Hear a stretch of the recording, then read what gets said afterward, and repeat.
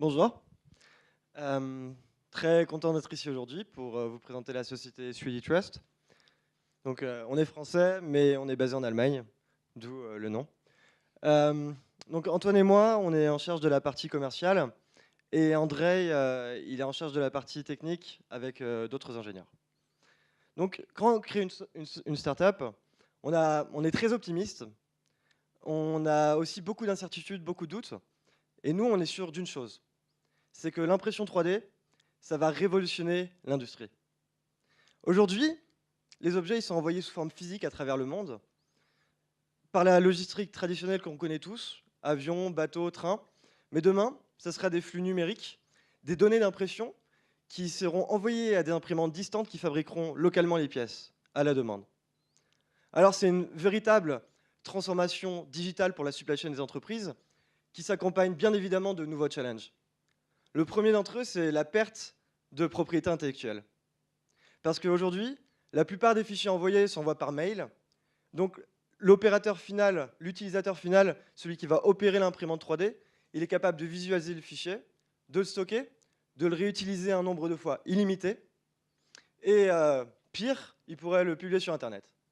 Et donc avec les méthodes actuelles de transfert de données, il est prévu que l'impression 3D engendre une perte de 100 milliards de dollars par an à partir de 2018 en perte de propriété intellectuelle. Le deuxième challenge majeur, c'est que vu que la production elle sera externalisée, il sera plus difficile pour les entreprises de contrôler la qualité des pièces imprimées et de s'assurer de la traçabilité des pièces aussi. C'est pour ça qu'à 3D Trust, on développe une solution pour les entreprises qui permettra de mieux intégrer l'impression 3D dans leur cycle de production et de distribution. Alors notre solution est basée autour des 4 points suivants, qui sont tous liés les uns aux autres. Alors tout d'abord la sécurité. Vous l'avez compris, la protection de la propriété intellectuelle va être un des challenges majeurs pour le développement de l'impression 3D.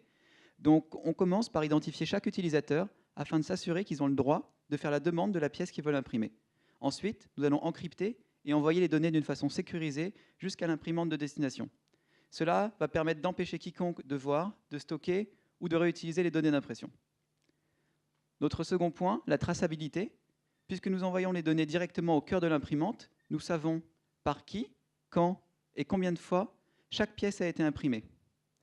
À la fin de chaque impression, nous allons utiliser les capteurs qui sont intégrés dans l'imprimante afin de fournir un rapport détaillé concernant le processus d'impression en lui-même et la qualité de la pièce, que nous enverrons à la fois au détenteur des fichiers de design ainsi qu'à l'utilisateur final.